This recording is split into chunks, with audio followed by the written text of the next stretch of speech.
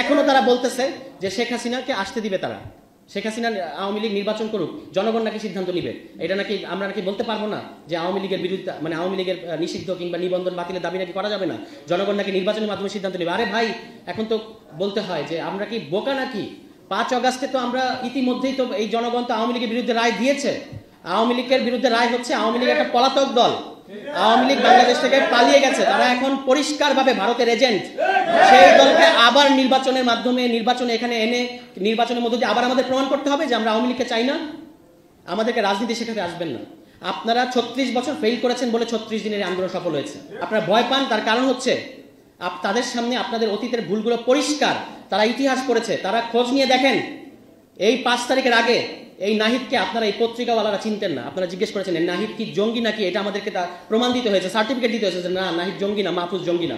আপনারা খোঁজ দেন নাই, অথচ এই ঢাকা বিশ্ববিদ্যালয়ের বুকের মধ্যে তারা বসে বসে এই বাংলাদেশের ইতিহাস নিয়ে পড়াশোনা করেছে, আপনারা একটা খোঁজ দেন নাই। তো ঢাকা বিশ্ববিদ্যালয়ের ছাত্ররা পড়াশোনা করছে, বাংলাদেশের ইতিহাস নিয়ে পড়ছে, এই খোঁজ আপনাদের কাছে নাই। সারা বাংলাদেশের মানুষের ছাত্রদেরকে আপনারা কিভাবে চিনবেন? চিনতে পারবেন না।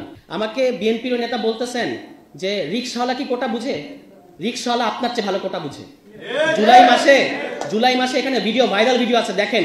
রিকশাওয়ালা বলেছে যে আমি রিকশাওয়ালা, আমার ছেলেও কি রিকশাওয়ালা থাকবে নাকি? এখানে আমরা কোটা থাকতে দিব না।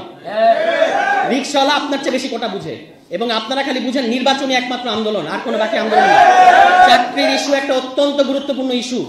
আপনারা লুটপাট ছাড়া, পাচার ছাড়া দুর্নীতিতে 4 বার চ্যাম্পিয়ন করছেন বাংলাদেশকে। আর আওয়ামী লীগের কথা তো বলাই বাহুল্য, পুরো দেশটা ছিবড়া বানিয়ে তারা এখন পালিয়ে গেছে। আপনারা পাচার ছাড়া, দুর্নীতি ছাড়া বাংলাদেশ আর কিছু উপহার দিতে পারেন নাই। আমাদের দেশের ছেলেরা, আমাদের দেশের তরুণরা কিভাবে, তারা কি করে তারা খাবে?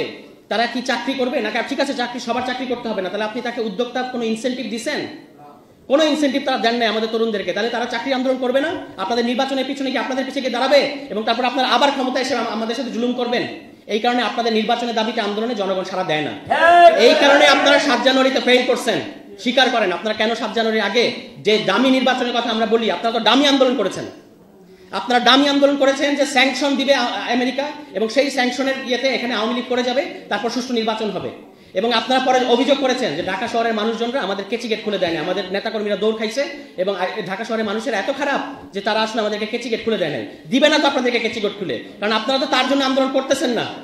তাহলে জুলাই মাসে অপরিচিত ছাত্ররা যখন রাস্তায় ডাকলো মানুষজনকে, জনগণকে ডাকলো, এই ছাত্রনেতা আসিফ 2 দিনের ছেলে, তাকে কেউ চিনতো? সে যখন ডাকলো যে ছাড়তে হবে ক্ষমতা, ঢাকায় এসে জনতা লক্ষ লক্ষ কোটি কোটি মানুষ কেন রাস্তায় নামছে? একটু পার্থক্যটা বোঝার চেষ্টা করেন। 36 বছরের বর্ষিয়ান রাজনীতিবিদ, একটু বোঝার চেষ্টা করেন পার্থক্যটা। এটাই হচ্ছে পার্থক্য। 36 বছর আর 36 দিনের পার্থক্য এইখানেই। এই 36 দিনকে অবজ্ঞা করে আপনারা রাজনীতি করবেন? আমাদেরকে আর মহড়া দেখায়েন না। ক্যাম্পাসে ক্যাম্পাসে আপনাদের ছাত্র সংগঠনগুলা আজকে যে ধরনের সন্ত্রাস করতেছে, আপনারা একটা জিনিস মনে রাখবেন, এখানে আওয়ামী লীগের বিরুদ্ধে গণ অভ্যুত্থান ঘটার আগে ছাত্রলীগের বিরুদ্ধে ক্যাম্পাসে অভ্যুত্থান ঘটেছে। ছাত্রলীগকে আগে ক্যাম্পাস থেকে বের করে দেওয়া হয়েছে। সেরকম পরিণতির দিকে আপনারা যায়েন না, দয়া করে। আপনারা ছাত্র সমাজকে কোনো ধরনের হুঙ্কার দিয়ে এখানে রাজনীতি করতে পারবেন না।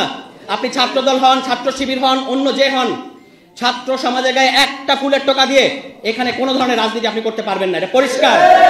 এখনো হুঁশ আছে। আপনারা কিন্তু আওয়ামী লীগ হওয়ার চেষ্টা করেন না, কারণ আওয়ামী লীগ হচ্ছে অত্যাচারের একটা সিলিং। ওই সিলিং আর আপনারা পৌঁছাতে পারবেন না। এর চেয়ে দুর্বল হবেন, এর চেয়ে দুর্বল হয়ে কিন্তু পারবেন না। ফু দিয়ে উড়িয়ে দিবে বাংলাদেশের জনগণ, ফু দিয়ে উড়িয়ে দিবে আপনাদেরকে বাংলাদেশের জনগণ। সুতরাং যদি রাজনীতি করতে হয়, জনগণের অধীন থেকে রাজনীতি করেন। জনগণকে হুঁশিয়ার করবেন না, জনগণের অত্যাচার করবেন না, জনগণকে কোনো ধরনের। প্রতিদিন আপনারা চাঁদাবাজি করতেছেন, প্রতিদিন।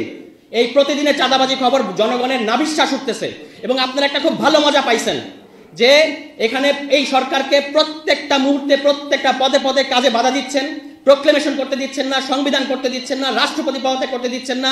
অন্যদিকে দোষ সব চাপাচ্ছেন ছাত্রদের ঘাড়ে, যে ছাত্রদের কারণে এই এরকম হচ্ছে। আপনাদের এর চেয়ে মজার মডেল আর হয় না। নির্বাচিত হয়ে ক্ষমতায় আসার আগেই আপনারা আসলে ক্ষমতায় চলে গেছেন। এখানে আপনাদের হুঁশ হচ্ছে না, হুঁশে আসেন। এখানে একটা গণতান্ত্রিক রাষ্ট্র হলে আপনাদের অনেক সমস্যা হয়, এটা আমরা বুঝতে পারি। ওই যে এক ব্যক্তি কেন্দ্রিক ক্ষমতা কাঠামো সংবিধানের মধ্যে, তো আল্লাহর পরে একমাত্র প্রধানমন্ত্রী হচ্ছে সবচেয়ে ক্ষমতাধর, এই যে ক্ষমতার কাঠামো, এইটা আপনাদের খুব মজা লাগে, আমরা বুঝতে পারি। কিন্তু এইবার আর আমরা এটা করতে দিব না।